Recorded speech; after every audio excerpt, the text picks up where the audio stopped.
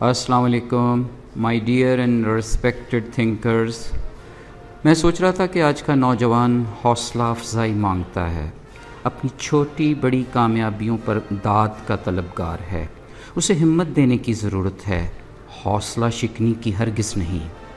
اسے اس کی خدا داد صلاحیتیں یاد دلانے کی ضرورت ہے، اور وہ خوب سمجھتا ہے کہ اپنی ان خدا داد صلاحیتوں کو کیسے بروئے کار لایا جا سکتا ہے. وہ رازق کن فخاں سے بخوبی آگاہ ہے. اسے یہ یاد دلاتے رہنا چاہیے کہ بحیثیت اشرف المخلوق وہ منفرد نوعیت کی صلاحیتوں کا علمبردار ہے، اور صلاحیتیں بھی ایسی کہ اس کا کوئی اور ثانی ہی نہیں. یہ احساس دلانے کے لیے کہ وہ ہر دوسرے شخص سے منفرد ہے، اسے لمحہ بلمحہ حوصلہ افزائی کی داد کی تحسین کی ضرورت ہے. بڑوں کی جانب سے، والدین کی طرف سے، اساتذہ سے، حتیٰ کہ ملکی حکمرانوں کو اپنی گفتگو کا مرکز نوجوانان پاکستان کی ہمت باندھنے پر رکھنا ہوگا. اسے ہر کھرے کام پر بک اپ کریں، اسے تھپکی دیں، خواہ کام کتنا ہی معمولی نوعیت کا کیوں نہ ہو. آئیں آج کے نوجوان کو لیڈ کرنے کے لیے کنڈیوسو انوائرمنٹ دیں.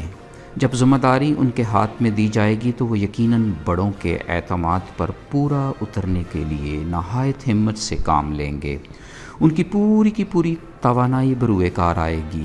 کامیابیوں کے اس سفر میں وہ سب کچھ سیکھ جائیں گے، حتیٰ کہ ہم بڑوں کا ڈیو احترام کرنا بھی. میں تو یہی کہوں گا کہ اے میری قوم کے نوجوانوں، ہمت نہیں ہارنی، جذبہ جنوں ہر آنے والے دن میں بڑھانے کی ضرورت ہے. یہ دنیا آپ کی ہے، اور اس میں کوئی شک نہیں کہ آپ اس دنیا کو ہم بڑوں سے زیادہ بہتر چلانے کا فن جانتے ہیں. آپ محنت کرتے رہیں، نئے جذبے، نئے ولولے کے ساتھ. کہیں ڈگمگانا نہیں، قدم نہیں چھوڑنے. کامیابی آپ کے قدم چومنے کے لیے بے تاب کھڑی ہے. اور یقین جان لیں، ہم بڑوں نے اپنی کامیابی پر اتنی خوشی نہیں کی ہوگی جتنی آپ کے سرخرو ہونے پر ہوگی.